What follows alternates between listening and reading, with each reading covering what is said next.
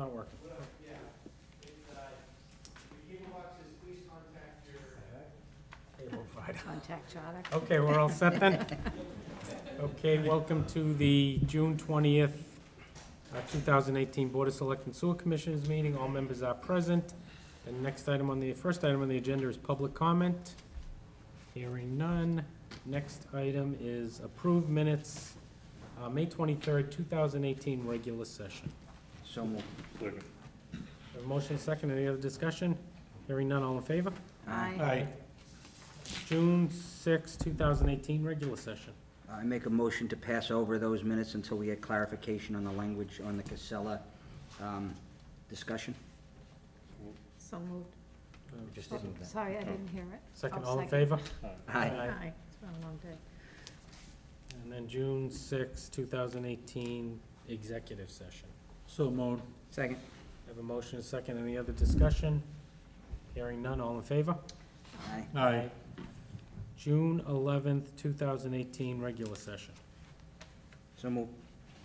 Second. Motion and a second. Any other discussion? Hearing none. All in favor? Aye. Aye. Next item is, are you gonna read them or do you want me to read I'll read them? Okay. I'll make a motion to approve the warrants of the period covering June 7th, 2018 through June 21st, 2018, including the payable warrant for the town FY18 number 50 and 51, payroll warrant FY18 number 25, school FY18 S number 22, number S22, and municipal light plant warrant FY18 number 26. Do I hear a second? So moved. Second. I have a motion and a second. Any other discussion? Hearing none. All in favor? Aye. Opposed? Okay, and then we have a public hearing. That's about 7:02. So the first thing is, we can just jump to a few other things. DPW Director, is that what, Anita? If you don't Good. mind, Yep, yeah. bid results for Newton Street Sidewalk Project, approved, Chapter 90 allocation. Yes, I rebid the Newton Street project, and unfortunately, I only got one bidder again. And the bid was, you must have a copy of it, the bid was, $84,997.12. that's it. So, we're right where we were last year. Yeah, it was in the, she So how much emailed was it to us. again? I didn't hear it. $84,997.12. It was Allied Paving Corp. Is it in here, Anita? That was the one that was Don't know if emailed it's in your separately? hard Oh, the copy. email, It's should voicemail. Yeah, it should look like Separate this. email. Yep. So Butch, is that unusual? Something Well- like one bid? It's a decent sized project. It is. It's, what I think the problem is, I think the engineering estimate's very, very low. Because I went back to, I was thinking the same thing you're thinking, what's wrong here? And I found an email that Doug Bush had given me from Leonard Engineering. Before we bid the project, before we even started it, I had him do me a little, like a notepad estimate to see what he thinks it would cost, just so I get a ballpark. And his estimate came out to $166,000 with granite curb and $134,000 with bituminous curb. And that was the, just a ballpark estimate. And then when their thing came out, it was only $46,000. So last year, we had a DOT approved, a good contractor, a well-named contractor do it, and they came up with $78,000, $78 and change. And gee, I thought that's so high compared to the estimate. But then we had another contractor, another well-known contractor, give us roughly the same estimate. So I think it's a matter of the engineering estimate must be a lot lower than, this is what this guy told me actually at the bid. He said that estimate's just way lower than what the prices are nowadays. So we have basically three choices, I guess. I have $50,000 put away already. Let me give you a snapshot of the Chapter 90 money. Right now, we have, with the money that we're getting this year, the $290,386, which should be available on July 1st, we'll have $445,874.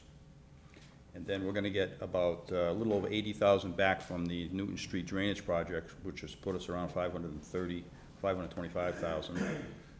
And I already have $50,000 put away for the Newton Street project that's not part of this. It's already designated for that project. There's 50 encumbered on top of this that's left. Yeah, you could add 50 to this if you wanted to, but it's already designated into the Newton Street project. So for another 35, we could do the project. Or, I don't know if Complete Streets would pick this one up or not. We would be waiting a while Yeah, for we'd this be to go waiting into for the that. complete streets. And then the other option is to do nothing.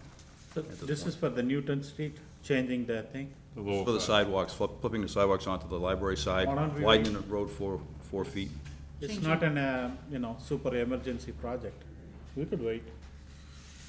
It's up to you guys. I mean, What are we waiting for? I don't think the price is gonna go down. it's definitely not gonna go down.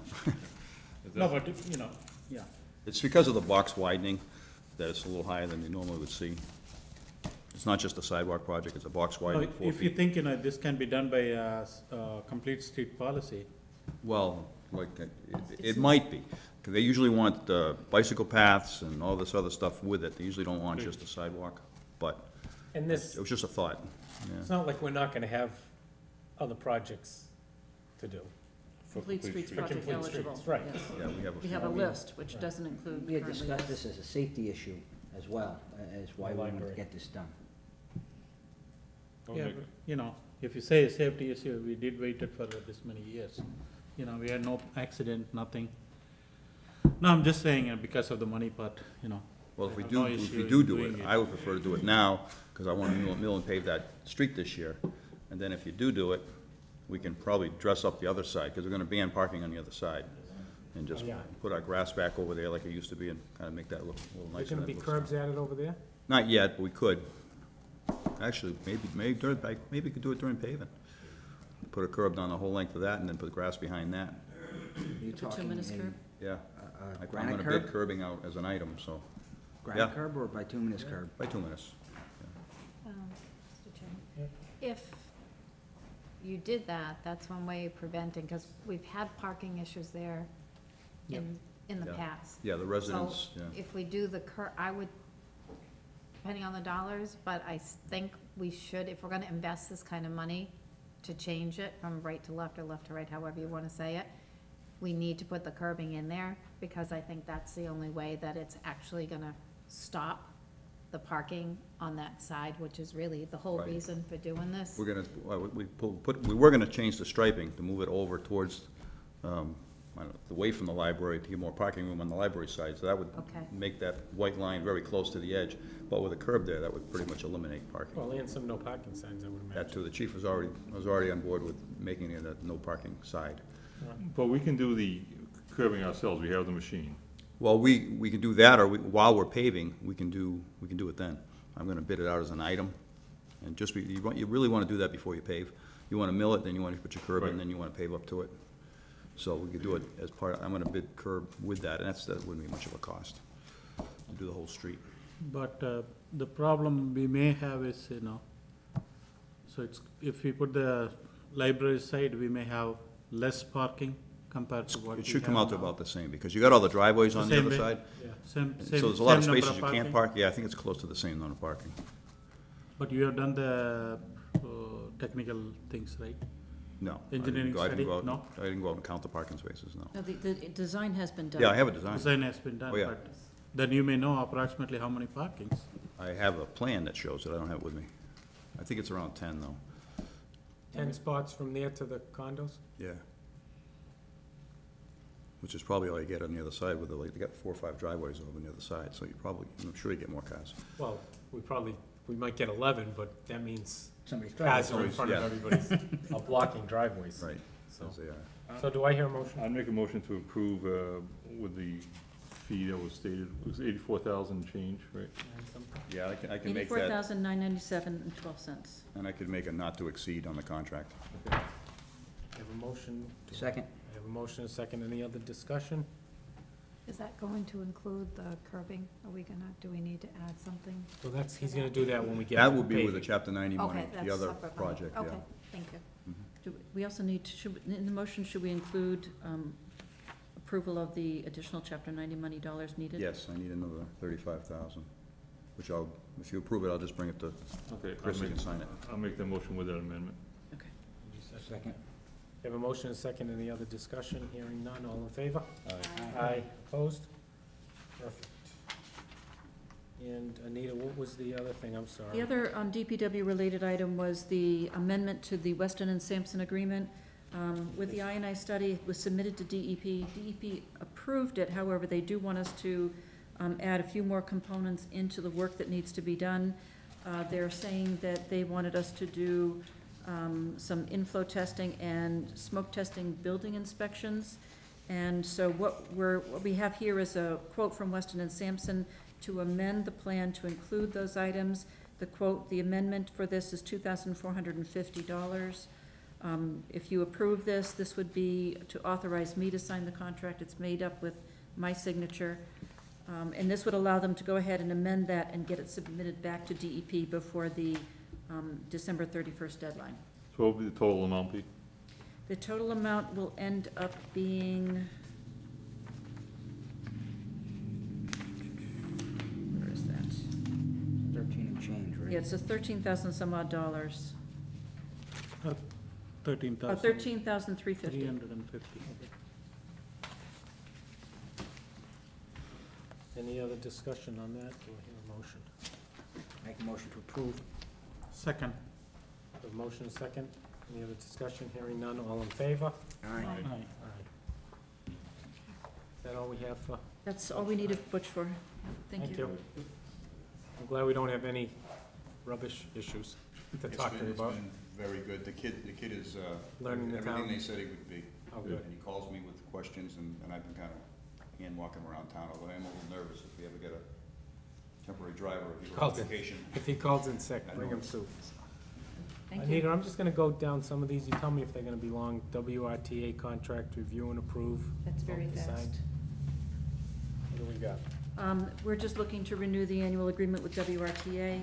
It's level funding the amount from last year, $37,500, that they're paying out of their budget to run the elder van and the transportation for disabled people. I had the COA director, Lisa Bicklund, review this, and she said all the contract terms are fine. So I'll make a motion to approve the contract with WRTA in the amount of $37,506. Second? So that's, we pay them? No, they're paying for these services for us. So the contract with them is, It comes from their budget, and they're paying for this service. We end up getting charged on the cherry sheet for some of these items, but this is an agreement they have to provide these services with us. So then I should strike the $37,000 amount from the motion. just so we wanna. I'll make a motion to approve the contract With with WRTA. WRTA. I have a motion, a second. Any other discussion? Hearing none, all in favor? Aye. Aye. Opposed? I'm just gonna jump down to consider waiving permit fee for West Boylston Light Plant for building renovation project. The municipal light plant is gonna be doing some work on their buildings, and they had checked with the building department to see if it would be possible to waive the building permit fees for that.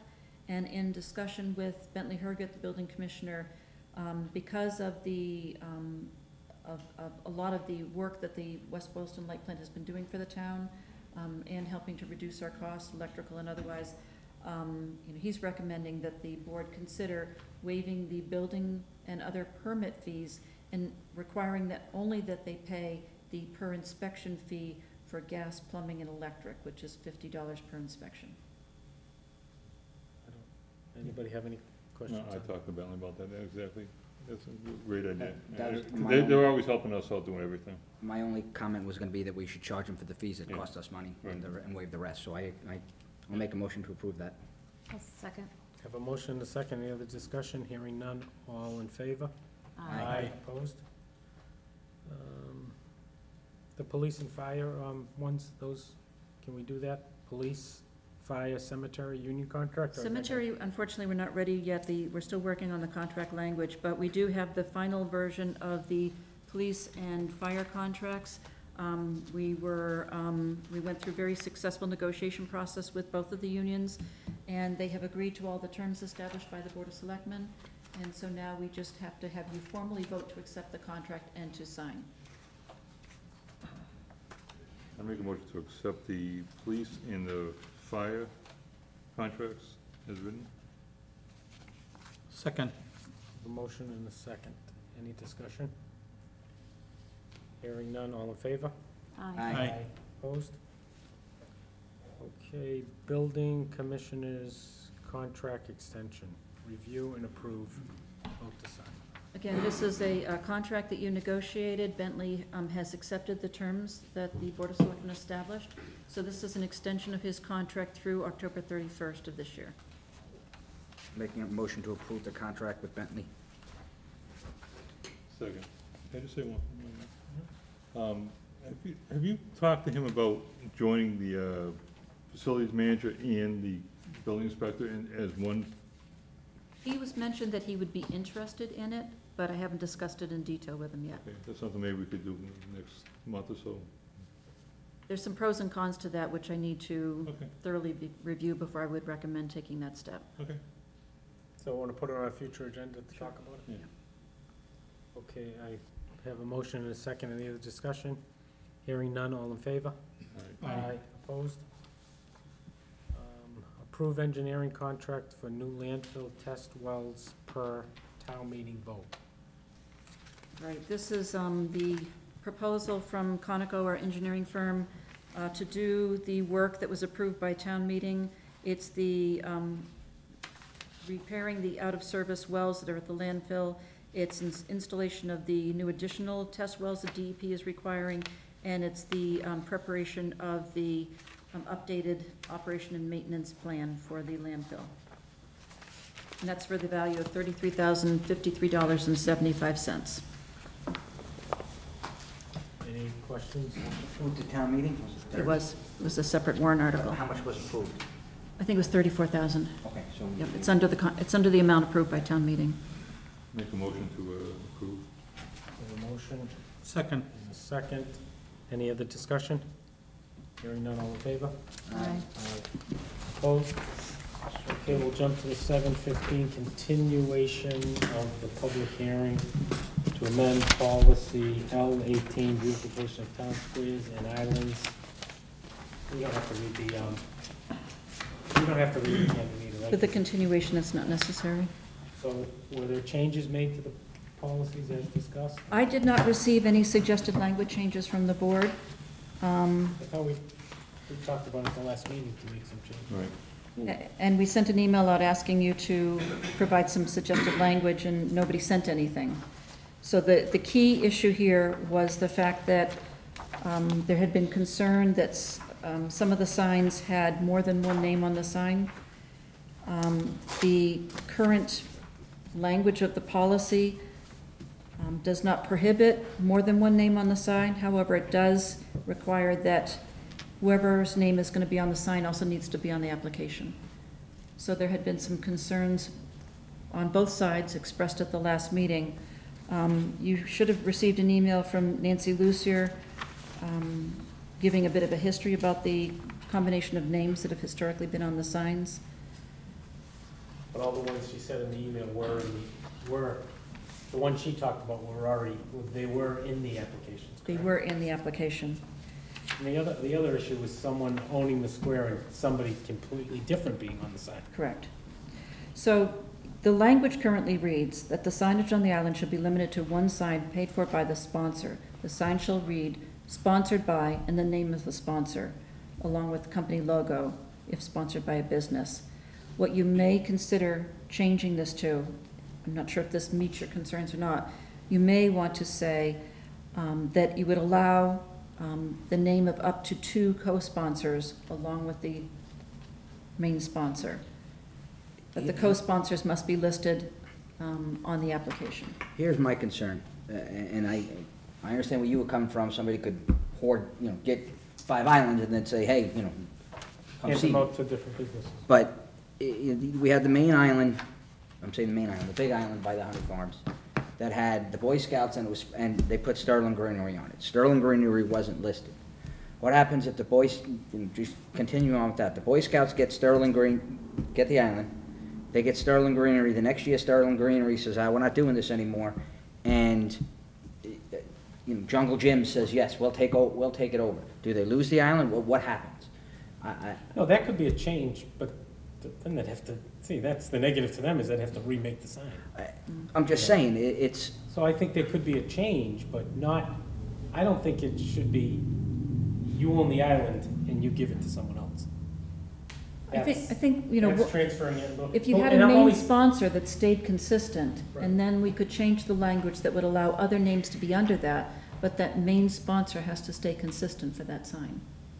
Yeah, that, I guess we could, I mean, I don't even know if we need 2 extra names. I don't think there's ever gonna be an issue where we're gonna You could say just additional names. one additional name, I think, to fill that one issue that we've had. I mean, my take on it is, I think that, as I said last time, that paragraph should read, "The signage on the island shall be limited to one sign paid for by the sponsor." And I think we should strike that, and I understand you disagree. I think we should strike that, to saying what has to be on this sign. I don't think we're gonna have people saying, "Hey, I got this island, I don't want it anymore, do you want it?" I mean, the people adopt the island, "Do you want it anymore?" They say, "No, I don't want it," you know, they're gonna give it up. They're not gonna hoard the island so they can give it to their friends. I don't think we're gonna have that issue. Well, right now, someone that has the island has someone entirely different on it. So you're saying that I can get the island but give it to someone else and let him put his sign on it? And if we have, I mean, I'm only saying this not because I'm against the businesses that are doing this. I appreciate it, but it's never gonna open the door for new businesses to people. Nancy says people do wanna put their name in for islands, but she tells them they're all taken. So they don't. They don't put their names in. Why would they? Waste their time. when, I mean, the signs on these islands, with the exception of the main one in town, haven't changed in a long time. Yet the same people have been maintaining them, and they're doing a good job. Yeah, I agree, Pat, but at the same time, the island name and the applications are on one person's name. But that one person did allow another person's name or sign to be there. So that was, his or her name is not on the application at all. So when you allow this, you know, so this is the primary, whoever gets the license, whoever gets the approval, so they can allow, anyone can put it in. Well, if that happened, the reason that That's happened. happening. I think, I'm struggling with a concept that for many years, it was my understanding being on the board, we had trouble getting people to adopt the island, different islands. It's only been this year, I think, that we had people actually come in for more. To go with Mr. Crowley saying, my point is, as long as they look better than they did 5 years ago, we're doing what we should be doing. So I like the idea of what Mr. Crowley has to say, because the main goal, the end result, what we want is to have these islands look nice when they come into town. So if people aren't interested, what happens if they are, like Mr. Crowley said, and the Boy Scouts, and I'm not picking on them, thinks Sterling Greenery is gonna help, and then all of a sudden they back out? Does that mean they've gotta come back in?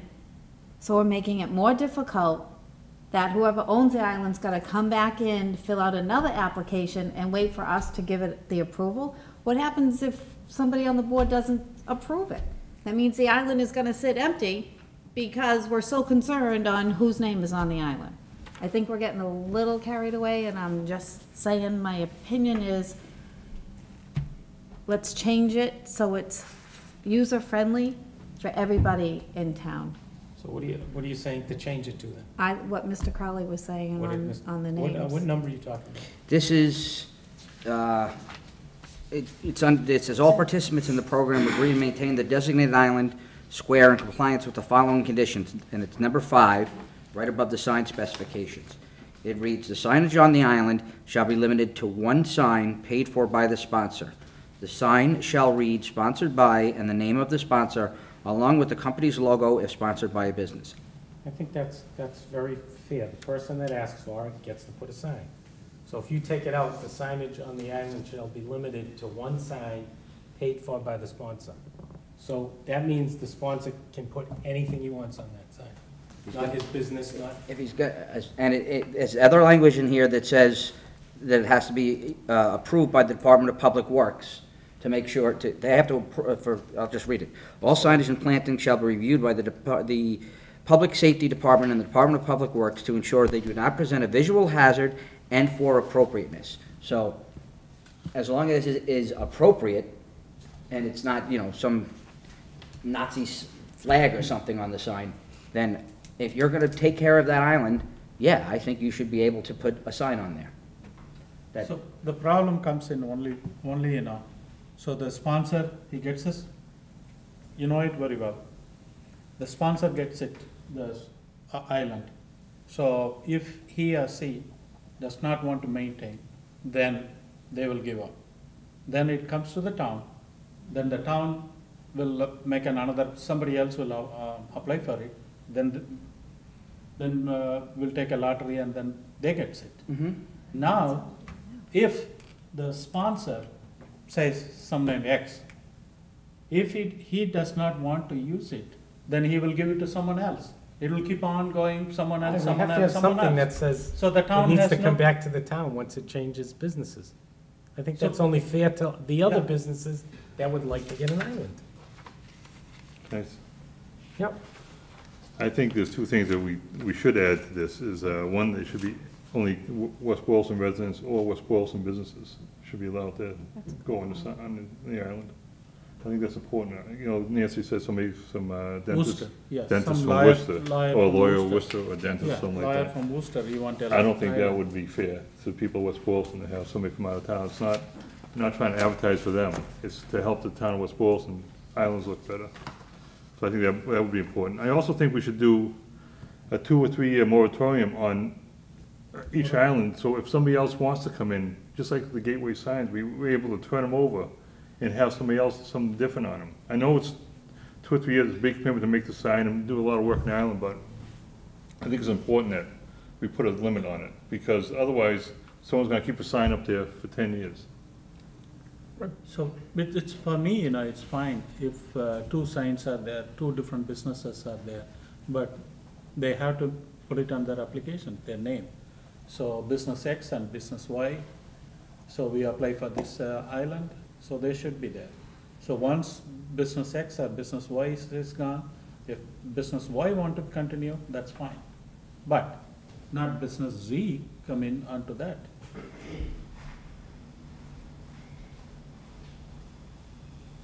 Okay, any comments from the public? Hearing none. No. Oh, hearing some. Who was it? Oh, Jen? I would say a couple of things. One, if there is someone that has an island and they put in the application, it should be their name on the sign. If they are the ones who were given the approval for that island, it's not theirs to give away to someone else. The island is owned by the town, not by that person. So, my understanding is there might be a situation where someone is allowing someone else to use an island with their sign. That's not their call. The island belongs to the town. The other thing that Mr. Hadley brought up about not letting outside businesses come in, I agree with, but you may want to consider saying, in a case where possibly no businesses in West Boylston requested an island, if you have them available at some point, then maybe putting language in that says only outside businesses would be considered should there be no applications from West Boylston businesses. Or residents, yeah. Or residents, Yeah. exactly. right, if no one else applies. Right.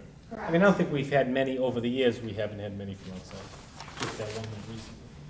Right, Yeah, but- only one island is very attractive, people are fighting for that, but, and they don't get to choose the island. I mean, it's a No, it's a lottery. lottery. It's a lottery. You can't say, I want that island over there. Right, if the, That's why I think a time limit is important, and I think we spent a lot of money, a lot of time discussing this, and should be pretty simple to figure so, out. do we want to continue this again and make these changes? Anita, do you have an idea what we're looking at? I'm hearing two things that could potentially be blended The into two an things amendment. that, oh, well, I don't know, I mean, Aside from Jen's comments, but, Pat is saying, remove that section about what the sign says. And then John's comments about placing a limit, a term limit, so to speak, on how many years a sign can go to applicants. That would seem to address both concerns. It would allow the flexibility of, who adopts the sign, but it would also limit the number of years that that sign can be assigned to anyone, and would open up a window for other businesses to take advantage of it 2 years later, 3 years later, whatever, whenever the sign comes available again. The only thing on that I would be concerned about is they do spend a lot of time and they make them nice. And it might be the first year it's not that good, the second year it's a little better, but by the third year, their plantings go in easier, and that might be the year we take it away from them. You know, and they get used to it, so I don't, I agree with you, but it is for a business anyhow, it's an advertisement, and it's part of doing business. So if they have to change something, spend some money, make it, that's what they do it for, it's their business, to promote their business. So if they're gonna, if they can do it for 3 years, that's 3 years worth of business, people saw their sign out there, that's a big difference. so you're saying that within that, once you own it for 3 years, you can give it to anybody you want? No, I'm not saying, no, Oh. no, I said it should go back into be. No, 3 years, so within that 3 years, does it have to be my business name on it? Or can it be limited to whatever they wanna put on it? I think it should be whoever's, Owns the bylaw. won the bid, Whoever applied. won the lottery, or whatever we call it. Yeah, I agree. Go ahead. Well, I'm, No, not you. go ahead. So if we did let's just use 3 years. I think we might have to add something in that says you can't reapply for a year or two, however you want to word that, because what happens if I do it for 3 years? Are we saying that they have to have a year off before they can reapply, or do they go back into the lottery? No, I If think they wanna stay with it, they can just apply that. go back next to the Okay. lottery. Okay. I think it's fair, because they might get another island somewhere. Right, well, I was just addressing Chris's concern about 3 years and having it, work so well, and on the third year, it looks great. So as long as they know they can reapply. But he might not time. get that island. though. Right, he might may get something the, else, right, but he or she can still get their name Well, on again, it. that's the cost of doing business, and that's Right. what every business does. I like the idea of the 3-year term, Mr. Hadley. So, I think to take it off the table, from what I'm hearing from the rest of the board, I'm gonna make a motion to strike on paragraph 5, the sign shall read sponsored by, and the name of the sponsor along with the company's logo if sponsored by a business. I'll second. Okay, That's- yeah. That same language is also on page 4 at the Yeah, I very don't- Why top. would you, I'm just curious why we wanna take out, we wanna tell them what they want, what they can put on the sign. Now we're saying they can put special on hot dogs on Tuesday. And I think if we take a vote on this, it's gonna stay in there, and that's why. Well, I know, I'm just saying, under discussion, but okay. Because I think that, if you're, I think I don't that's what it's think- for, it's I think the name of this thing is Sponsor an Island. But I And we're don't think- taking out the one portion. that's- historically, we haven't had people beating down the doors to sponsor the island, and we've had people that said, all right, I'll take it, and they've gotten somebody that they didn't really want it, but they just said, okay, and then they went and got somebody to do the island for them. That's what's happened historically. We haven't had a long list of people I agree. waiting. I Yeah, agree, but, I agree 100% about that, Pat. I just think because the economy's gonna better, the more people want to do Understood. stuff like, and you're right, in 2 years, 3 years, when the economy tanks, the same thing's gonna happen again. But this is, we gotta do for the present now, we can always change it later. Okay, Okay, I have a motion, a second. Yeah, but at the same time, the sponsor, by taking out that paragraph, so the sponsor within that time period, he or she can give it to somebody else. No, Some well, other- John's still saying that. if we take that paragraph out, yes. Oh, see, Yes, John's That's saying, what he is saying. no, yeah, I think it should, okay. So I have a motion and a second to take that sentence out. Any other discussion, hearing none, all in favor? Aye. Aye. No. I mean, I'm sorry. Aye. Any opposed? No. No.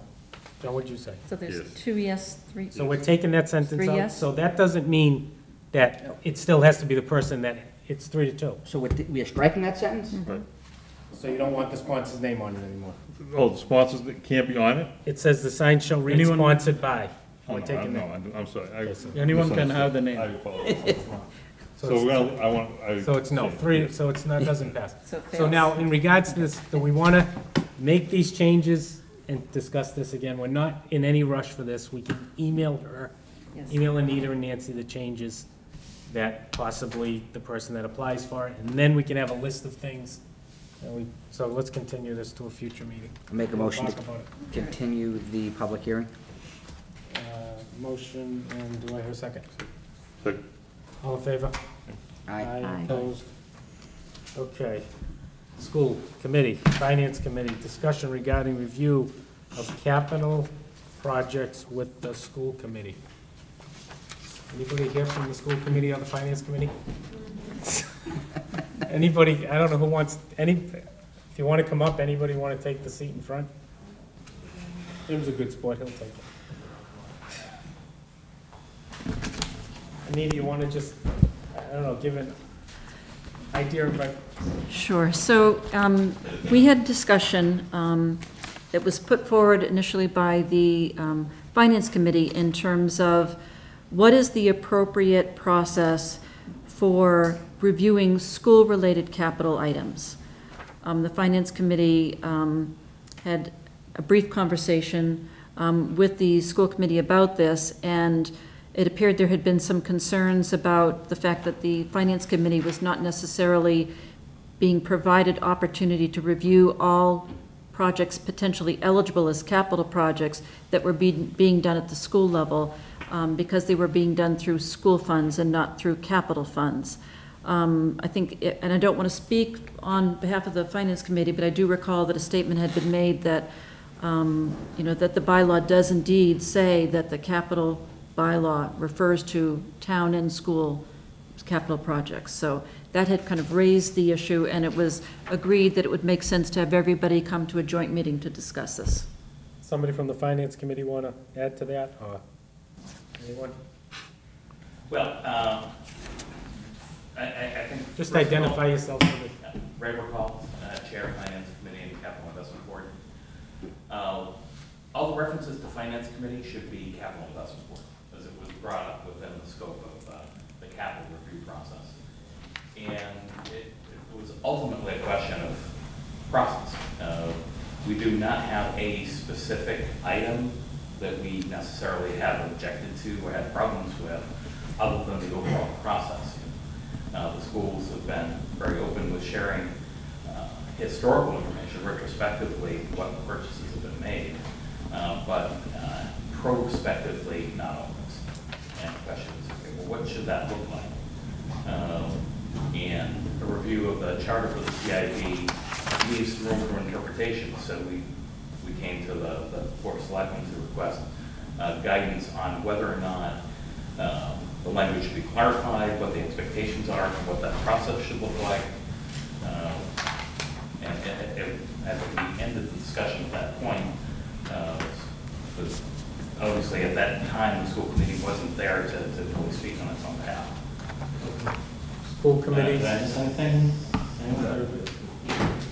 School committee, superintendent, anybody want to? So I would say that we haven't really discussed this. Identify yourself. Jim Pannoni, Chair of the school committee. Thank you. We haven't specifically discussed anything as a committee, but historically, I think the only thing that I could see that would relate to something like this is we've discussed certain capital improvement items, and it always kind of depended on an amount of money, of whether or not it would go in front of the capital and investment board, or it would be something that we would handle on our own. There have been times that we've requested free cash from the town to do certain capital improvement projects, and then there's other times that we've gone through the capital investment board themselves. So I'm not really quite sure, I guess, where we want to go from here as far as this kind of thing. I mean, do we want to continue to operate this manner, or is there a question as this is not something that's actually defined as how we are supposed to operate, or how do we want to move forward with that?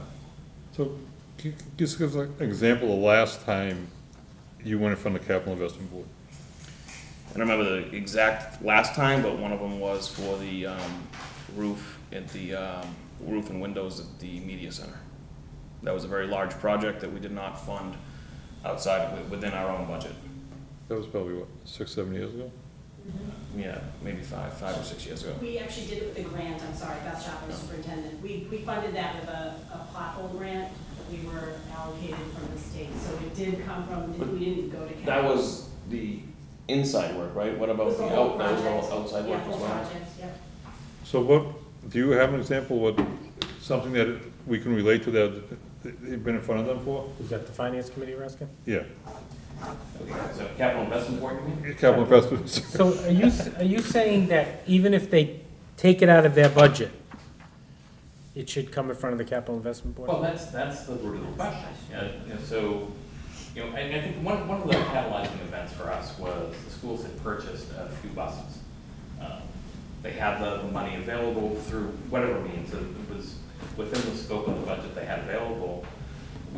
We found out about it retrospectively. We were surprised. I guess surprise is not a good word for us.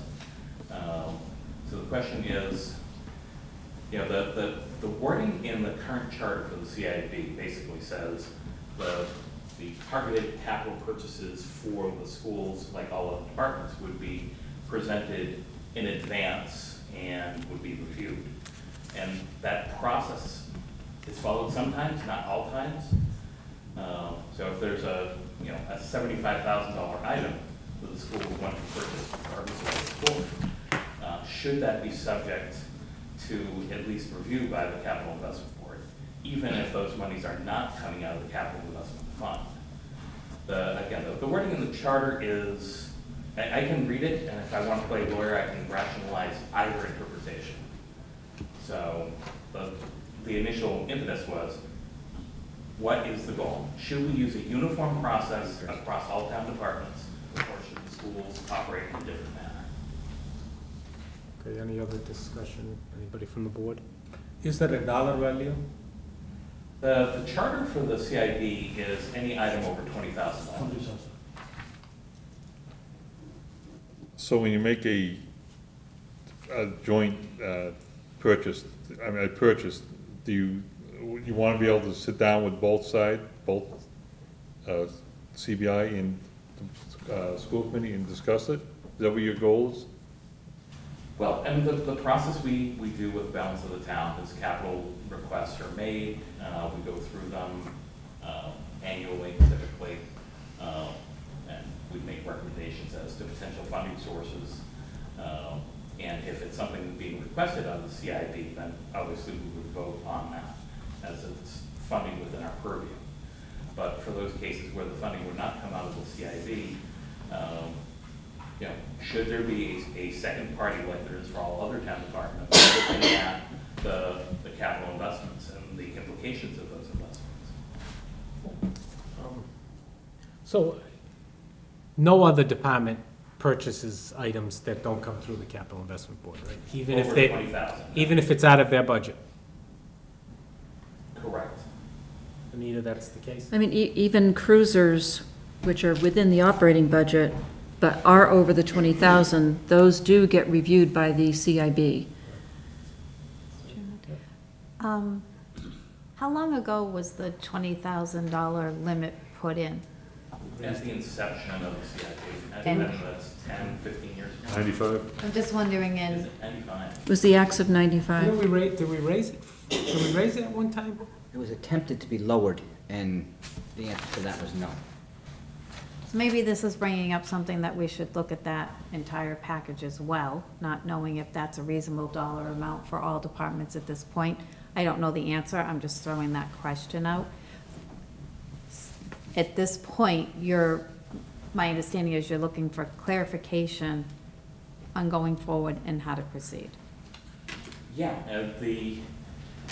we've had some discussions with the schools, and they're generally constructive, but they have a different perception of what their preferred process would be from what we believe the charter asks us to do. So, exactly, we're looking for clarification, and I think whatever that decision is should get invoked into clarifying the charter itself.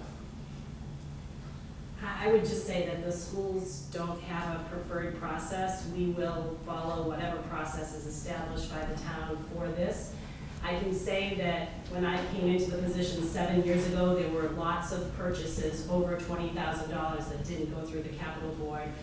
$20,000, in some cases, that doesn't even fund a set of textbooks. At $100 or $150 That wouldn't be per capital. textbook. That wouldn't be, it that would have be to operating. Right, an individual, if it's a purchase that totals $20,000, but it's 1,000 of that item, that's not a capital. The capital investment is one singular item that exceeds 20,000, not a purchase order that exceeds 20,000. Okay, thank you. So I would ask also, there are cases where we have situations that require remedies that are pretty immediate. For example, bathrooms that need major renovations, like a major plumbing project, or, something that goes wrong that can easily get to $20,000 when you have to fix the whole thing immediately. I'm just wondering, as a person who has to manage these projects, would we need to wait for a meeting with the CIB or the FinCom and then a meeting with the town to have a vote on a warrant to purchase those kind of things that are pretty immediate and in need of a remedy that is operational? I just raised that as an issue.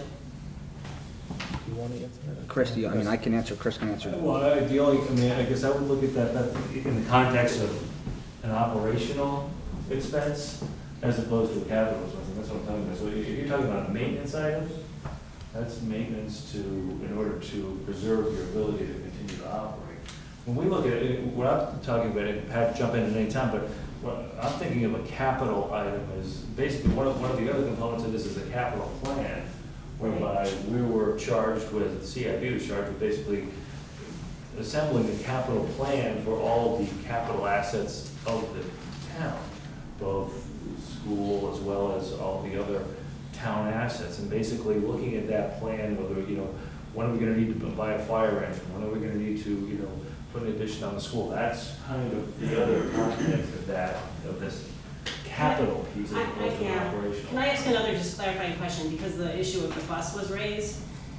Those buses are used predominantly for transportation of out-of-district special education students. If we didn't purchase a bus, the amount that we would pay to contract those services was nearly 3 times as much as the bus and the driver costs. So it was a cost savings to the town to purchase those buses. So is that still a case where we would need to go through that whole approval process if we figure that we have an opportunity and it's pretty immediate to make a savings? Well, so I think there's little complications here that make it difficult. $20,000, I agree with Siobhan, it feels very low to me for this, this kind of thing. But for instance, on the bus, it wasn't immediate. I can recall being at a meeting a year and a half before you purchased them. So there was time. And wouldn't you want that now on that capital plan for the future? You'd want the bus to be part of that capital plan. So when those buses, they're gonna give it a life, and they're gonna say, let's look at that in 2023, because the school may need these buses again. So we have that plan. If you want us to turn that over to the Capitol by, action of the board, that's absolutely fine. I mean, that's your will, and we'll work at the will of the community. But we feel like we do these things when it's timely for us, when we have the opportunity, when the finances open up. There are cases where students who we've budgeted for out-of-district placements either move or leave their placement or come back to us, which opens up sometimes cash for us to do those kinds of things that we have on our list that would later save us money. And that's what we've tried to do. If that's not the way you'd like us to operate, we're perfectly fine with operating another way, but we would like it specified so that we know the rules. You can go first, Ray. Well, I think that's a great case in point for the board to consider. So let's say they have exactly that scenario. Pick an arbitrary number, $100,000 frees up because of an out-of-district placement goes away. One of the opportunities there, yes, is you can buy some things you need. One of the other opportunities is to return free cash back over to the town. And then we go to the Capitol and see what might be next, or use it somewhere else. Choose to go. The question is, would you, as a board, want that money returned to the town if, for whatever reason, there's a review and the Capital Investment Board says, well, whatever, for some reason we don't support it. What would you want to have be done? Would you want those monies to come back to the town? Would you prefer that they have some autonomy to be able to purchase those independently? Well, I think we expect that from all our other boards. When they have money, they don't just spend it on something they need usually. Pat, did you have something to add to that? Well, I was gonna say, go back to the bus issue. I don't think it's an issue. Nobody's saying those buses were a bad idea. And I can guarantee you that if they had gone before the Capital Investment Board, they would have said, that's a no-brainer. It's just another an independent body that has another set of eyes on your capital plan might look at the capital plan and might say, well, do you need this, and offer differing opinions. And I think that's what we're trying to come to the determination is, do we want to have a second set of eyes looking at the school's capital expenditures, just like we have a second set of eyes looking at every other board in town? Siobhan, did you want to add? Yeah, I want to make sure that it's understood that we're not saying you're spending money just to spend money. And if that is something that I just heard, it's not how I feel that the school has been running. I think you do what you can with what you have, and you've been very smart. And the community understands and respects that. So while I look at the dollar figure, I do think it's low. I understand that needs come up for your kids, and sometimes you gotta have it done, and you gotta have it done fast. It does help somewhat to show if there is another set of eyes to prove to the town you're doing exactly what you should be doing. But I don't think your hand should be tied. So I'll go back to the original charter and say it was done so many years ago. Maybe that's where we start to revisit and see if it's still serving the purpose. Just my personal opinion. Yeah, and just my thought, Mr. Rizzo. okay, go ahead. So, as a member of the school committee's budget subcommittee and capital improvement subcommittee, I think that we have been working with the CIB for at least the entire time I've been there. So we do have a second set of eyes looking at our capital improvement plan. I think the question is how we operate within our own budget. And I think we should have the flexibility to make decisions without having to discuss them with another department when it's within our budget and we're operating within our means.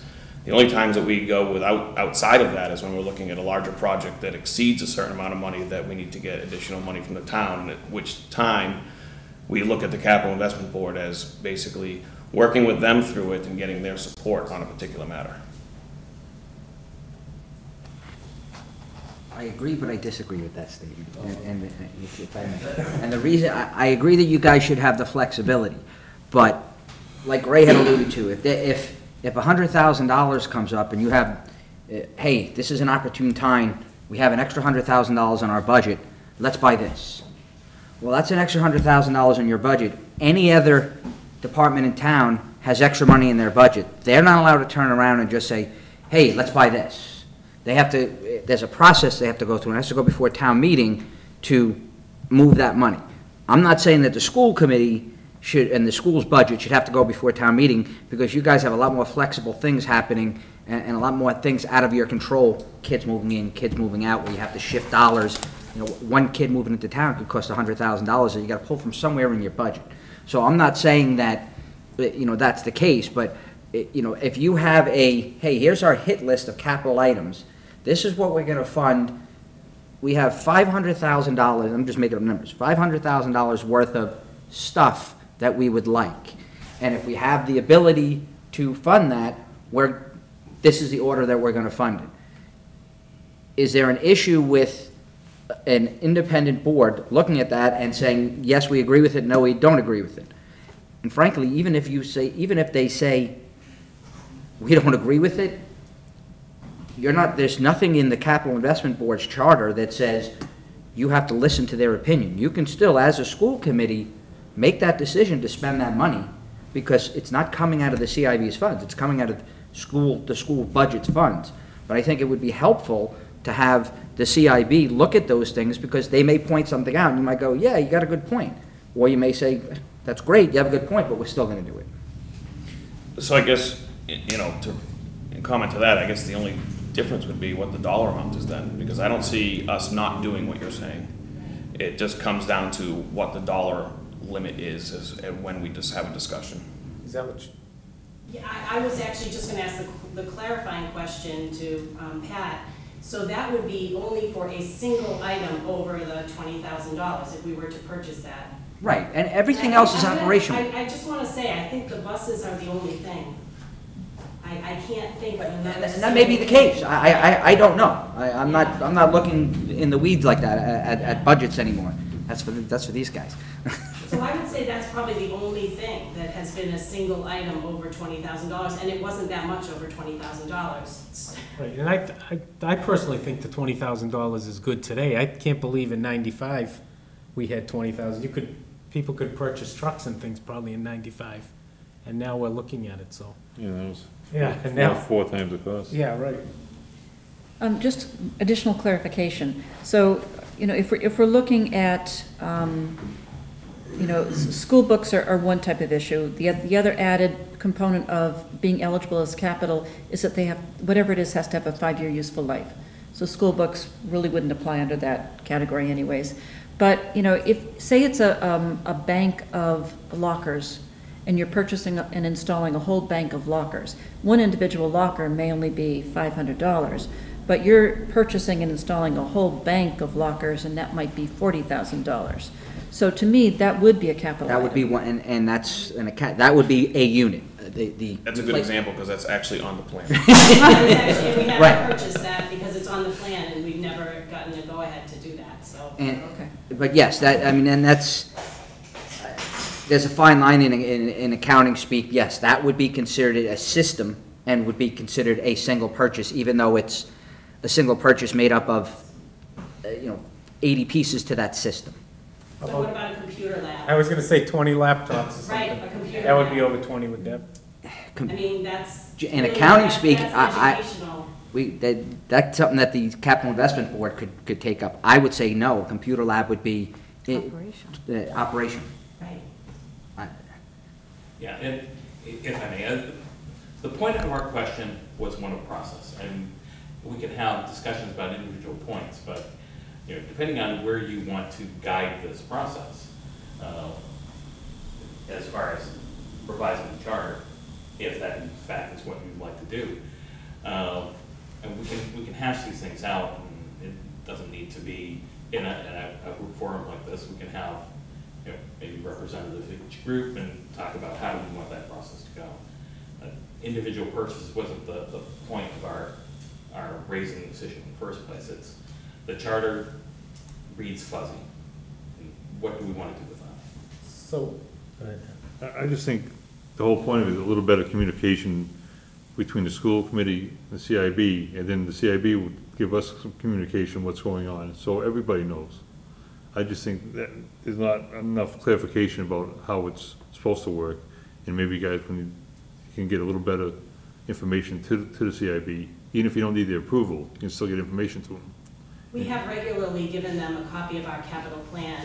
I'd say twice a year it's been updated through, I email it at least annually.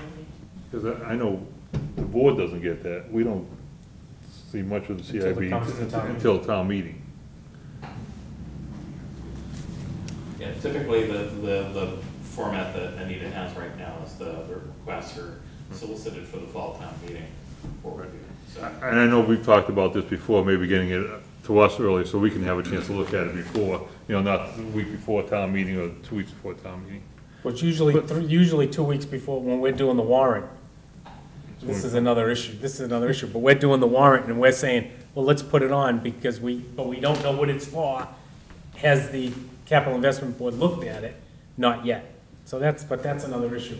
So I guess So in do response you- to that, we really haven't had any asks lately, mainly due to the ESCO project, because some of the high priority items we had were boilers and such that we handled as part of that project. So we haven't really had anything to really ask for that we wanted to move forward on. So I think the question is, to go back to Ray's point before, is the wording is fuzzy, so it's, does the school department need to work with the CIB on anything over $20,000 on day-to-day operation type capital items?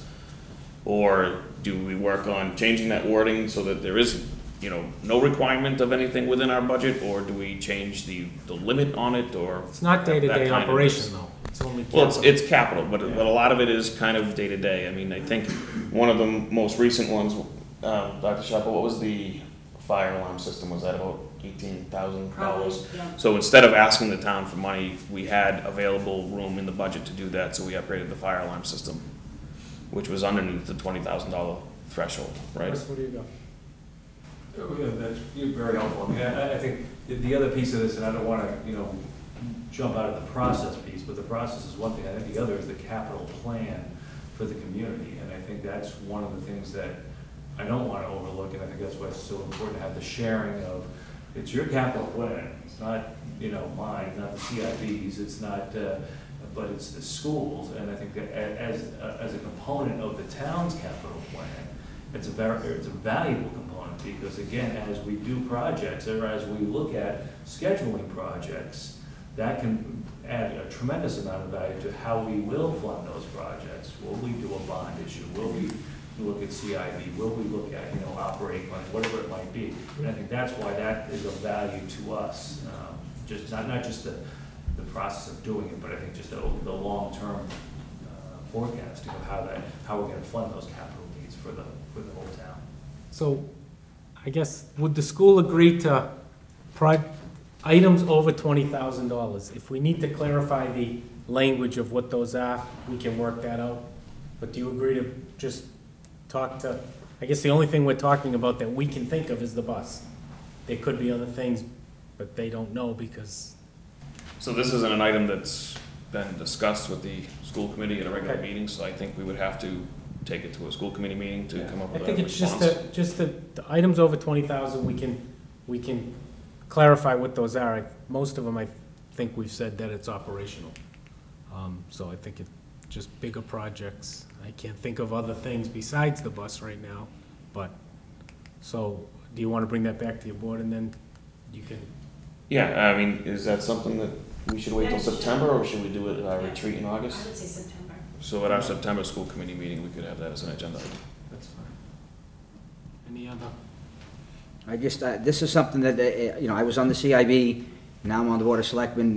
This is something I brought. I just wanted, just to reiterate what Siobhan said, I just want to make it crystal clear that neither I nor I'm going to speak for the whole board. We didn't ask for this meeting because we think that the school's doing anything wrong, spending money that they shouldn't be. We asked for this meeting just to get clarification so that everybody is on the same sheet of music. I want to make sure that nobody on the school committee or in the town thinks that we're saying, we want the school committee to come here because we don't believe that they're spending money in the best interest of the town. That was never the intent, and I just want to, state that out loud, that was never the intent, and it's not the way I feel, and I don't think it's the way anybody on this board feels. I agree with Pat. If I can chime in on that as well. I started off with that comment, and I'll try to end with that comment, that there's no single purchase we necessarily take issue with. It's a question of the process, and we really wanted to get that clarity for all the parties involved. So as we look at what we're supposed to do, how do we discharge our charter? And there's some lack of clarity there. We'll try to nail that down. I would also respond to Mr. Hadley's question about greater clarity. We're happy to provide copies of plans. In the annual process as we go through this, typically there's a comprehensive spreadsheet that goes out at least 5 years that shows what the expectations are. That is updated annually. Anita has it, certainly, we can send it to you directly as well. But there should be no reason for you to be unclear on what's potentially coming. I think one of the concerns there is that when you look at the bylaw, it requires that departments give their annual capital request to the CIB by September 1st. So I've modified my process to get the applications and the requests out to departments. They've already got them. I've already actually received one back. And so those are going to go to you for September 1st. So the timing as dictated within the bylaw doesn't allow for a turnaround in time for fall town meeting. It allows for consideration of capital items at the Springtown meeting. So, and most of the items have been coming forward at the Springtown meeting, but I think one of the concerns the selectmen expressed more recently was that the CIB was not providing answers as to which items were going to actually be placed within motions on the warrant until a week or two before a town meeting actually took place. So that's actually on my to-do list, is to talk to you about how do we improve that process. Sure. Glad to go through it. So now, so we're only talking about this issue with the school tonight? So what I'm hearing is that the school committee will bring this back to their September meeting agenda and let us know what the outcome of that decision was. So we're not gonna talk about other issues with possible capital improvements. You came in front of the FISC committee. That's not on the agenda tonight. No, it was more just to discuss this issue of process. Okay. I think that's, do you have any concerns or questions? Also. Okay. Thanks very much. Thank you.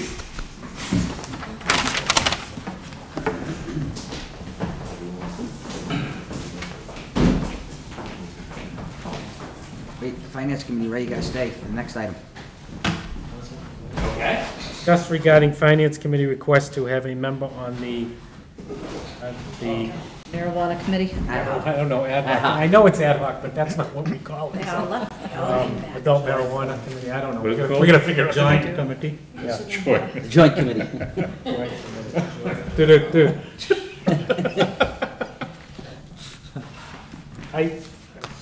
Anybody have any? So the question I have, is this committee is just to set up the, Bylaws. bylaws, it's not to do any bylaws yet, is it? I would think that would be more to the bylaws, once we guys figure out what's going on. What do you wanna advance to the town, how we wanna work on this? Yeah, there is nothing on financial things. It's trying to get the set of bylaws, just set of rules and regulations for the growers, for the stores, for the labs, for the dispensaries, that's all. And indirectly, any zoning bylaw change, which we have many of them, and have some financial issue to the town. I mean, if they zone some area differently, it could be more businesses or less housing. But this committee this is under the regulations from the Cannabis control. the Control Commission. They talk about who should be on this committee. Now, we don't have to. It says someone from the Board of Selectmen, someone from the Planning Board, someone from the ZBA, and also someone from the Board of Health, which we have to add somebody from that. So, if you guys want to add to that. Well, I mean, the reason it was brought up in the first place is that, as you all know very well, the Finance Committee has stood up before this board on a couple of occasions saying, you know, we really want to have open discourse as to whether or not something we choose to allow in town. If you've already made the decision that it will be allowed and you're developing bylaws to govern it, I think that changes the rubric a bit. No, well, I think this group will come out with an idea, then we'll have maybe some public meetings, and we can get input from you folks, and then it'll go to town meeting. So we can't make the decision, we can only present it to the town. It does goes to the bylaw committee too. Yeah, it has to go to other steps on the way. I think the planning board will have a public hearing on it. They will have a public, I know they We'll will. have a public hearing. So there'll be many times that there could be input from different groups, because there's other groups that probably have input on this, other committees that would like this, talk, but what do you have? So from the standpoint, this is the purpose of this group to decide whether, retail marijuana sales will be permitted in the town, and then from that context, draw up the appropriate zoning for that sort of thing? Or is it the context of, we're not gonna make the decision as to whether or not we'll allow it, we're gonna just decide, if we allow it, this is where it's gonna be. And this is where, this will be the permanent zone, and this is how so, you're gonna write the zoning with the understanding that we're gonna have medical, we're gonna have retail, we're gonna have, What size a growing facility could be, yeah. how many we can have in town for retail, where they could be in town for retail, and then there could be other questions. Buffer zone, Yeah, buffers between. how much is the buffer zone? Because I know, what was that, I think it was like a year and a half ago, came before town meeting to not allow, period. I remember, was it a year ago, do you remember that? A year ago. Yeah, but that was turned down, right? They voted to allow. Yeah, right. So last town meeting, we had a moratorium. Yeah. That moratorium is to bring up the next town meeting. Next town meeting, yes. So the bylaw, the town meeting article could be, we can say, we do not want to have any growers in our town. Then, if that fails, then we will have the bylaw. If it is growers, how many growers, where the growing facility, how big the growing facility.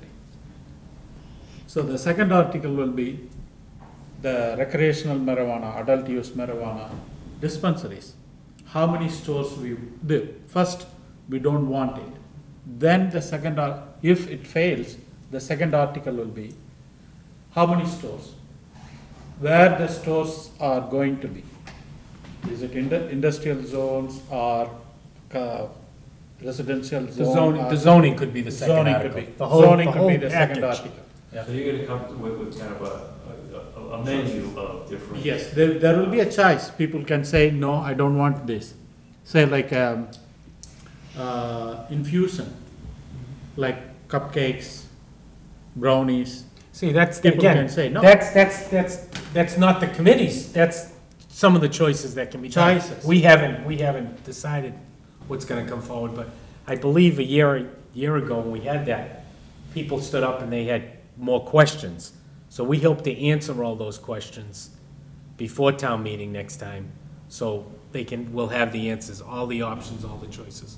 Like, well, speaking for myself, and I don't know, maybe the finance committee as well, I mean, I guess we just wanted to make sure that there was a financial component in those, decisions, because obviously, this type of industry in the community, regardless of the, the social impact and so forth, I mean, that's a whole, but there can be a financial impact, both on the revenue side and on the expense side. That wouldn't be this group, that would be the community, Anita, what's the? Community the- outreach. When a group first comes to us, then we sit with them and talk about all those issues. The community impact fee. Impact fees and all different types of the community. So that will all come out with that, not with this. This will be just the zoning.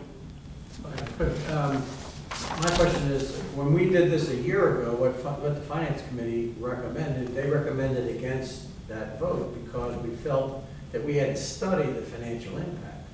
There's a potential financial benefit. And what would that be? You guys could still do that, but I don't think there's a need to be on this committee Well, to if do you're that. gonna We go- won't do that. If you're gonna go before town meeting, and ask whether or not, we would ban these kinds of facilities, what would that financial impact be if we did make that decision? I think that was still the question. Well, there's no way of knowing that answer. I mean, you guys could assume we get two.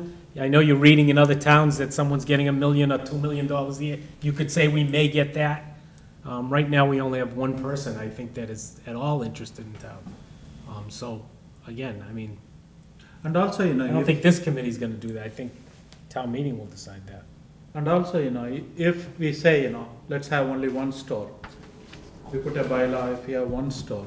This can be changed in the next town meeting.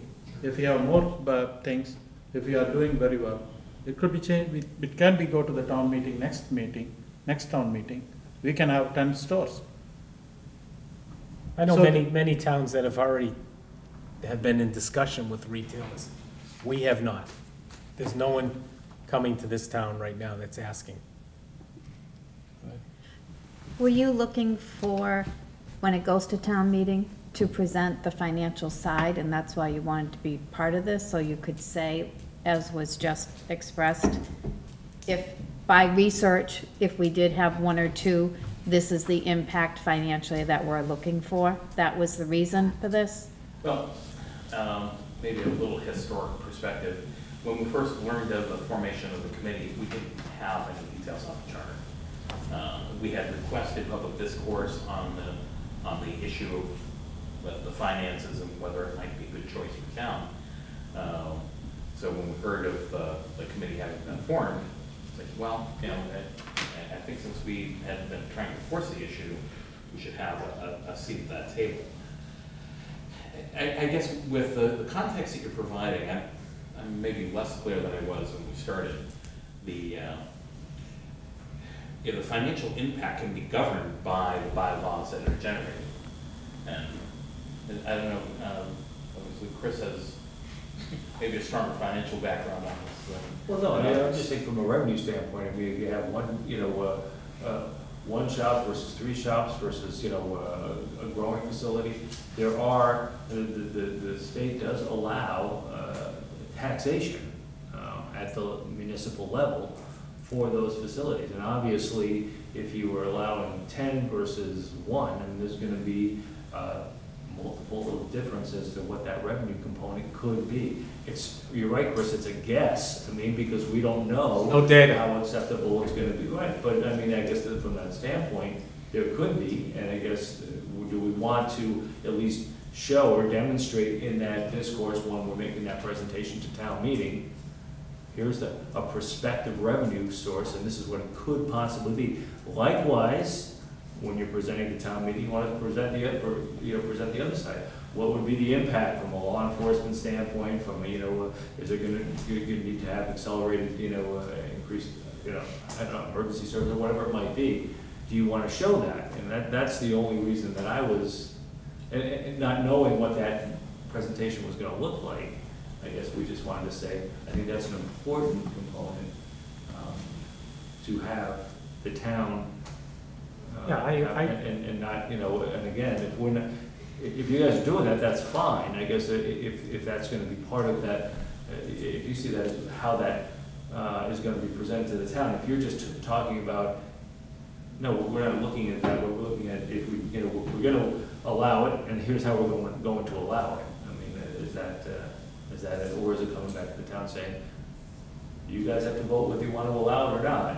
And if you give us the vote that you want to allow it, here's how it's going to work. I mean, that's that. That could be the 2 or 3 different questions that come up to doing what's best for the town. Okay. But the financial impact, I think the biggest financial impact would be more facilities. That might not be what the bylaw says, it might say 2, but obviously, if 2 make money, 3 would make more money. So, I think this committee, as it stands, I don't believe the finance, I mean, as it goes forward with public meetings, for instance, the police chief, the fire chief, they all have input on this too. Yeah. I would think, but not at the bylaw stage. I think they would be invited to the, any public to give up any information, but. So to add on to Chris, the only one important thing in this is, if we do not have bylaw, so the growers or the dispensary can come into the town, they can put it anywhere they want. I understand that. So that's the one key thing. So that we need to spell out, industrial zone, Yeah. commercial zone, that one. The second one is the buffer zone. Yeah. So the number of stores, the Cannabis Control Commission, the state dictates, if we have 20 liquor licenses, we can have 1. But the town can, if we get 1 store, if we get good revenue, we can always go back, change it to 10 stores. So we do have a medical marijuana dispensary in town, approved. So far none. So what are the chances of getting a recreational marijuana store in town? We don't know. The growers, we don't know. If we get the grower, if we get like a $5 million revenue, oh, sure, I will get another grower next town meeting. We'll get a couple of more. $15 million, our budget is all set. The only thing I'd add to that is, we won't get it. We'll ask town meeting if they fail, because then we'll have to get the impact from the police, and from the fire, and from the. So there are so many things up in the air. No, and I appreciate the process that you're going through to do this. I think it's very deliberate, and I think it's certainly what we need to do as a community. And I think that this is great, because I just want to, again, so for our understanding, to make sure that, if there ever does come to the point where we'll want to look at, is that going to be, could that be a decision making for somebody, a decision point? Is there revenue, is there expense involved, and that sort of thing? But I think you guys, as a committee, can talk about that financial impact with or without our bylaw. You can find out some of that information. Again, there's no historical information for this state on what it's going to do, how sales are going to be, nothing. No. And we can go to other states, but we can look at other states and Yeah. how they've done it, and what some of the stuff they've done. So to change maybe the tone of the conversation more toward forward planning. So we have a moratorium that goes to the end of the year, if I remember correctly. Or, What is your expectation for time? Town meeting, next town meeting. that's, well, again, that's the plan, the committee hasn't met in regards to that, but the plan is that next town meeting was the agreement. We met So- once. The expectation is you will bring a bylaw plan to town meeting in the fall. Correct. So. it If would be- not, if we don't make any bylaw by December, so we have no control. We have to make it. It has to fall under our current zoning. But now that we have the moratorium, people that come to town will have to wait till we agree to where. So would it be reasonable to expect this committee would develop bylaws in August for discussion in September and voting in October? That's hopefully what we're gonna look at, yeah. Okay. You know, Okay. to Thank add on to that, town of Grafton, last night, Barry did voted on it. So there are other towns working on the bylaws, and they do have the sets of bylaws. So the way they did it, so the first they ask the town whether they want it or not.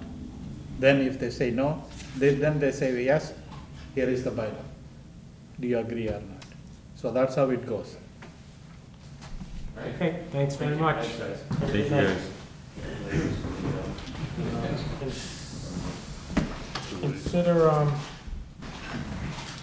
Consider amending membership number of the FIS committee. I asked Chris to put this on because we had a little trouble getting a quorum. So if we make it 9 members, The date. 9 members, 5 will be a quorum, Yeah. which usually 5 is not a problem, 6 sometimes is an issue. For the record, I will say, change the date, I will be there. So currently it's 11. It's 11 members, We have an and open seat correct right now. we do. We actually have 2 open seats. We currently have 9 members. So the member there's one other member that has resigned. Currently we have Siobhan Bonson, Patrick Crowley, John Hadley, Raj Vashishkumar, Chris Ruccio, Ray Burkalt, Bob Chisholm, Kate Ivers, and Phil Mallett. Those are the 9 current members. We have 2 vacancies. So you can easily reduce the number of the committee down to 9 at any time you want to, tonight or in the future, without impacting current membership. The original vote taken by the Board of Selectmen on February 1st, 2012, established the 11 members, and it defined what the membership makeup should be. It said that it should be the 5 members of the Board of Selectmen, 1 member of the Finance Committee, and 5 citizens at large. So if you're going to give consideration to reducing the membership down to 9, what you might want to do is still have it be obviously the 5 members of the Board of Selectmen, still the 1 Finance Committee member, but 3 members, 3 citizens at large. Any discussion on that? I would make a motion we do that and change it. Second. We have a motion and a second. Any other discussion? Can you tell me what? What are you going to do? It'll be everybody, it'll be the 5 members of the board, the finance committee member, Yeah, and then 3 residents. Correct, Anita? 3 residents, Yes. 3 citizens at large. so what about the Council on Aging? It's still gonna be represented. Council on Aging does not currently have a seat at the table. One of the members at large is a representative of the Council on Aging. Yeah, but considering, now we have the senior center project, maybe can we keep that as a Council on Aging member? But it's not, it's currently not a Council on Aging member. Well, Bob well, Chisholm. I have to, Chisholm is the Council on Aging I have to, representative. where'd you get this? Was it? So this list that's in the package, it lists what they're from. Is that just because, or they're residents that are also connected with those? Bob Chisholm is not a member of the. Bob Chisholm is not an official Council on Aging representative because the original vote, that's why I spelled out, the original vote taken back in 2012 only specified 5 selectmen, 1 finance committee, and 5 citizens at large. It just so happens that, Bob Chisholm, he's taking one of the citizens at large seat, but he acts as a COA Right. representative. But he is not a member of the Council on Aging. In the same way that when we had Jay Dugan, on the board. He was in a citizen's seat, but he was representing the police department at that time. So again, I would reiterate my motion.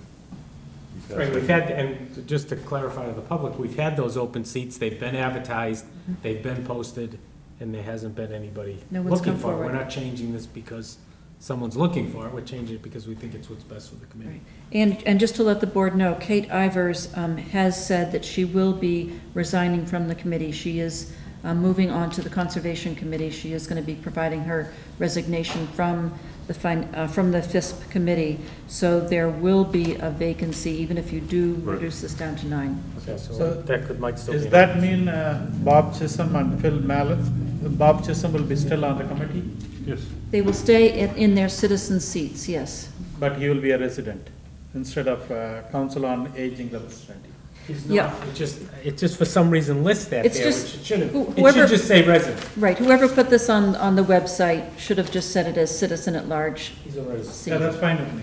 Yeah. And we can clarify that when we redo Okay, this. I have a motion in a second, any other discussion, hearing none, all in favor? Aye. Opposed? Great. Next item. Consider request to place a memorial bench on the island at Beaman and Route 12. My understanding is if a resident came forward, they would like to put a bench. Right, there's a letter in your packet. It's an individual who had asked to be allowed to put a bench on the island in memory of her father, who apparently had worked as a superintendent at the Wachusett Reservoir for years. So she was asking, she had wondered who had ownership of the island. She had gone first to DCR. DCR clarified that the town indeed does own that island. So now this letter has come to you requesting permission to place this bench. I would say that I think we should keep this request aside, but we need to decide what we're gonna do with the island before because right now it's just a dirt spot. If we put a bench in the middle of it, it's not gonna mean much, so. Well, we talked about maybe doing hot trucks there and stuff like that, but that's something we agreed to talk about And in the if, future. again, if it is, how many benches we can allow? That's another one, right? Well, and then it becomes our issue with the naming committee. We need to look at that, because that's a item put on a town piece of property in memory of somebody that's underneath the naming committee. I agree with Mr. Ritchie, we should, As is done with the benches at the Common. So I would say we keep this, put it in a file to do when we start talking about that island. right. So we'll write back to this individual and say, thank you for the request, we have it into consideration. There's some other conditions or policies that the board is developing, and if this applies to the policies as decided, that they would bring this back forward We'll keep for it in mind. consideration. Thank you. Okay. ABM M&V contract, review and determine if contract shall be terminated. Mr. Pat Crowley. No, I think we all, this is, No, do you wanna, Well, do we have an answer? I know in your administrator's report, do we have anything on? I'm actually going to suggest that you push this off to the July meeting, because ABM actually now has responded back regarding the lighting issues at the fire department and the library. I'd like to wait and give them an opportunity to get there and decide what they're doing before you make a vote on anything. When do we, what's the drop dead date to terminate this contract? There is no drop dead date. More the issue is, we're annually supposed to be supplying that measurement and verification report to DOER, and typically the measurement and verification is done in the spring, sent to DOER in the summer. So I'd like to have a decision made this summer. So if it's July, August, we'll probably be okay. Okay. we'll put it off, we'll put it on the July, Okay. the only July meeting. Town administrators report, you can go whatever order you'd like to go in. Okay. The first one is just wanted to let the board know that we do have a letter from DEP. It's in your packet. Basically, they're giving us information that concurs with what our solid waste advisory team has been telling us for a while now. The international market for recyclables in China is getting so much tighter because of the restrictions that country's placing. And as well, we've had some national and regional issues with glass recycling. So DEP is, trying to work now with communities to do a better job at recycling, to eliminate some of those concerns about contamination of recyclable materials, et cetera. So they're putting together several programs that would try to assist in this effort. They're going to be launching a statewide outreach program to educate the public about how to properly recycle. And they're adding additional grant programs to their toolbox for communities to take advantage of it. So this has been sent to the Solid Waste Action Team. And I know that they'll be looking at this and seeing, what grant programs that, we as a town might be eligible for, and what, how would we move ahead with this additional educational initiative. In terms of the FY18 year-end budget closeout, this is a really busy time of year for all town departments because we're trying to close out the FY18 budget. We're about to begin the FY19 budget. June 30th is the last day of our current fiscal year, and we have to make sure that any invoices for FY18 are processed in a timely manner. Certain expenses may have their funds encumbered to allow payment of invoices beyond FY19 start date, but for the most part, departments need to get any invoices and payroll submitted by July 5th to allow the FY18 books to be closed in a timely manner. Any encumbrance requests have to be in by July 20th. Thanks to the budget fix article that we had at the Maytown meeting, most of the departments are set to cover their expenses within the FY18 budget.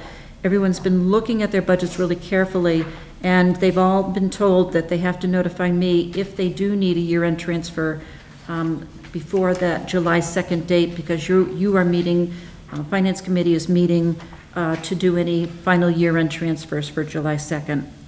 I do know that the building department is one department that will need to have some year-end transfers done, mostly to cover wage expenses, and that's due to the additional inspections for that police station that were not charged to the police station project, and also to contract salary increase for the building commissioner that wasn't anticipated when the budget was put in place.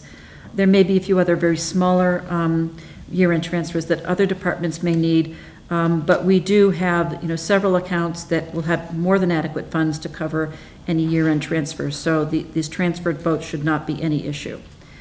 In terms of FY18 revenues, we're coming in, as we do annually, we're coming in well above estimated values. For example, the excise tax revenue is 10.85% over the estimated value when we were planning the FY18 budget.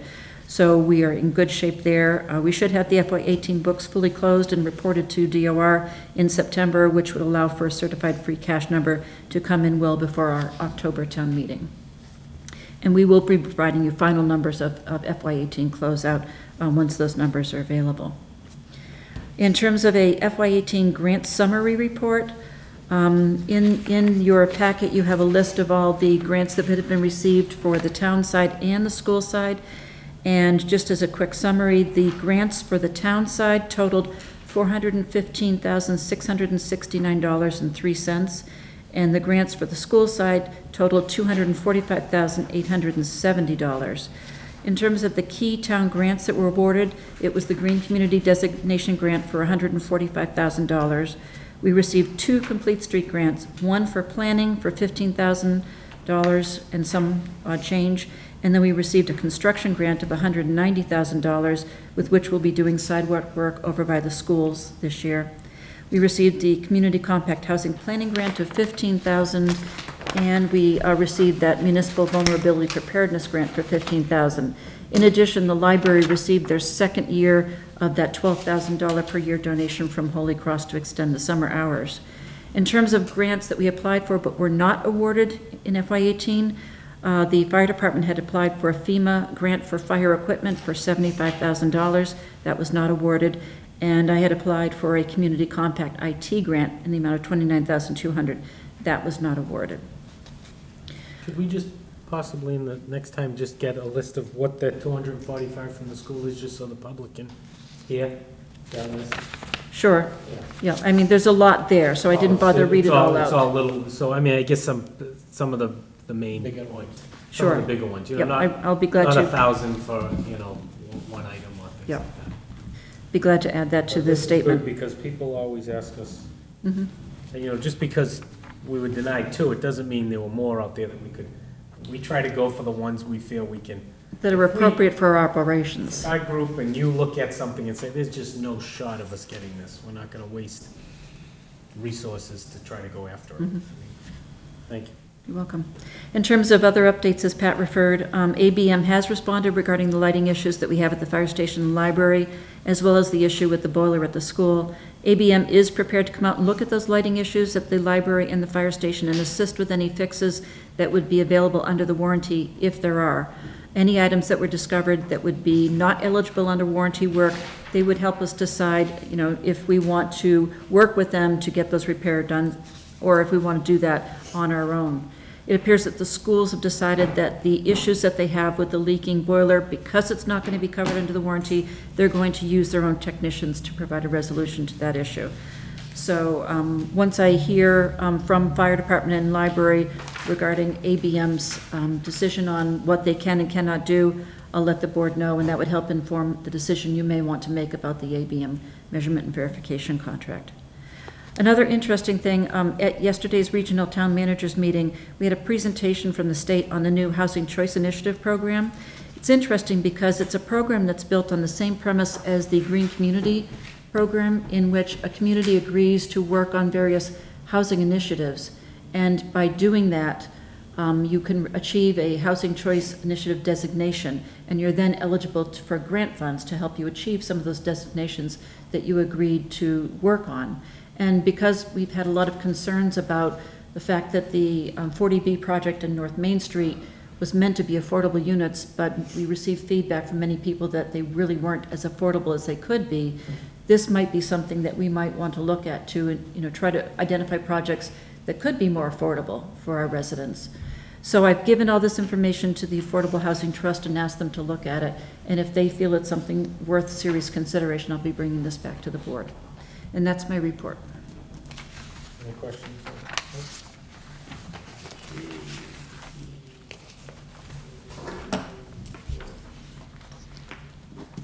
Monthly project updates. We've run into a couple of snags with the, some old fill from the school and some ledge in the ground and stuff like that, but. From the mixed building. From the mixed Yep. building, and they're working on it, and they, we'll know more at the meeting tomorrow, but they are getting them resolved slowly but surely, so, still progressing.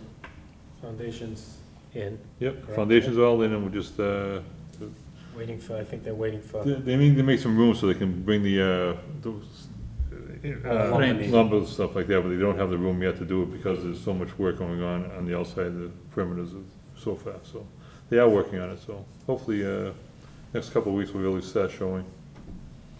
Okay, approve invoices. CBA invoice 5789 for $2,593.79 related to site work issue. That's for the senior center.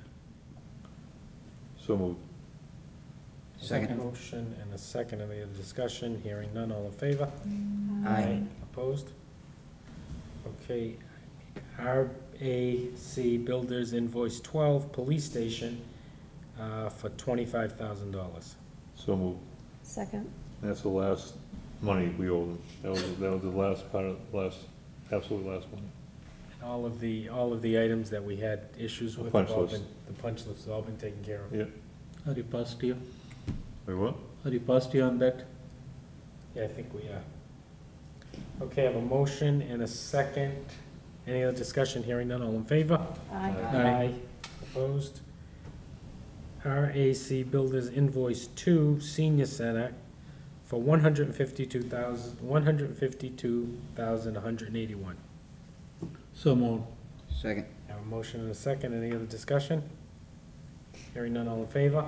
Aye. Opposed? Colliers International, invoice 21466, $18,893.13. So moved. Second. Have a motion and a second. Any other discussion? Hearing none. All in favor? Aye. Opposed? Project Dog, invoice 13206 for $1,680. What is this? Project Dog? That's the advertising, Central Registry, right? It was, they did all the holding of the plans, they took all the bid receipts for us. So moved. Second? Have a motion and a second. Any other discussion? Hearing none. All in favor? Aye. Opposed? Terracon invoice TA 56074 for $6,847.56. So moved. Second. Motion and a second. Any discussion? Hearing none. All in favor? Aye. Opposed? Next is Trees Unlimited. Invoice dated 5/19/2018. This is the police station, correct? Yes. For $1,225. So moved. Second? Motion and a second. Any other discussion? Hearing none. All in favor? Aye. Opposed? Yankee Engineering and Testing Incorporated invoice 24928 for $1,313. So moved. Second. We have a motion and a second. Any other discussion? Hearing none, all in favor? Aye. Opposed? Patriot Fence Company invoice 1877 for $8,580. And this is also the police station, correct? Yes. So moved? Second. A motion and a second. Any other discussion? Just so the public knows, we haven't said it in a couple meetings. We review all of these invoices in depth at the FISP meetings, and we're all members of the FISP meetings, so we're not just blowing through these. We've discussed these in the past. When they get here, they've been checked and looked at, and Really? many times we put them off because we don't have the answers before it even gets to us. So, have a motion and a second. All in favor? Aye. Opposed? Now, next month, we can skip that. We'll do it after. I say it every hour.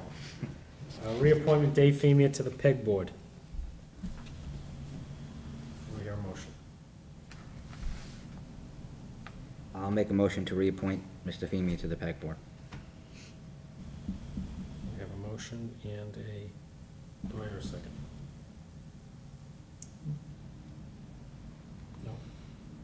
So we, No second? no second. Okay, reappoint Larry Salate to the Transportation Committee. So moved. Second. Have a motion and a second. Any other discussion? Hearing none, all in favor? Aye. Consider appointing David Prescott as a special police officer for detailed assignments for $48 an hour effective July 1st, 2018 through June 30th, 2019. So moved. Second. Have a motion, a second, any other discussion? Hearing none. All in favor? Aye. Opposed? Consider adding an appointment of a Board of Health member to the ad hoc committee. So we thought, he's been coming, well, we've had one meeting really that, he's come to the meeting we've had, and he's willing, somebody from the Board of Health is willing to be on the meeting, but on the committee. And under the regulations, they do suggest that when we're looking at all this stuff, that we have someone from the Board of Health. So you have to sign a person, it doesn't matter? The Do we have to committee give will the have name? to assign. Just to establish a Board of Health seat to be Okay. determined by the Board of Okay. Health. He's been coming, but, you know, obviously, when we really haven't really voted on anything, so. moved.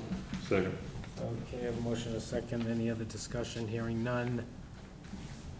All in favor? Aye. Aye. And opposed, nobody. Okay. Recognize the acceptance of the following donations for the Bandstands Committee and to approve expenditures of these funds for general purposes, $265 from A&E Realty. So moved. Second. Second, a motion and a second, all in favor? Aye. Opposed, nobody. Recognize the acceptance of personal donations in the amount of $135 for the period covering January 2018 through March 2018 from individuals in the community to the Senior Center for their gift account to aid in the events and activities.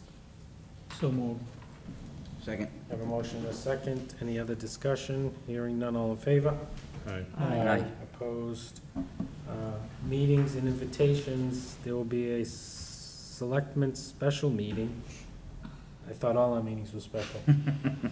Monday, January 2nd, 2018, at 6:30.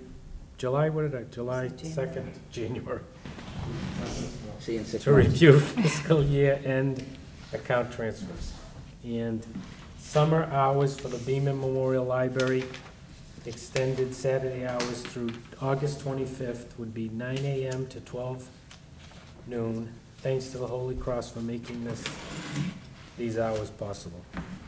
Future agenda items or selectmen's reports. Anybody? I do have a small, it's not an agenda item, but I do have a smaller thing. So we had that, over the weekend, we had the fire musters event. And some of the people said, it's a town event, but it's not on the town anywhere. So is there a way, we can, is it a town event? It was on the fire department Facebook. But not on the town I'm not sure if website? it was on the town calendar or Town not. It was website. on the electronic sign. I know. Yep. But people, they said, oh, I looked at the town website, it's not there. Maybe, next time, if some town events, Yeah, I think, it's without a doubt, it's a town event, and we just overlooked that it wasn't on there, but this is the first time it's happened for years, so. In our community. Yeah, it's been- Towns take turns They do hosting it all the the time, event. it hasn't been here for years, so yeah. I agree, but we are I missing. think it should be on. Yeah, I agree, we are It was missing just- out a lot of the town events on the town page. They sent out a little PR, just FYI. The fire department did? Okay, Yeah. so Anita, we can look into that for future. And who covered that item? I do see that pictures in the item. I forgot the photographer. There was a slideshow, nice slideshow. There is. Okay, any other? You all set? Yeah, I'm fine, thank you. Yeah, Anita, can we get some kind of, what KP Law has charged us for the ZBA board, the conservation, and the planning board over the last year? And who authorizes them, the KP Law, to come to their meetings? Or ask them to come and talk to them? Not just the meeting, just the conversations. So when specific issues come up, the chairman of the board or committee come to me and they say, I have this issue, do I have permission to access KP Law? And so they have to go through me to get permission. Okay. But we can give you a summary, Yeah. sure. Yeah, you can get us, but that's, to clarify, that's every time town council services are used, it goes through you. Correct. Okay. Anybody else? Agenda items, selectmen's reports? Hearing none, motion to adjourn, we have to, after we adjourn, you can sign on this. So moved. We have a motion and a Second. second. Second. Any other discussion, going on, all in favor? Aye. Aye.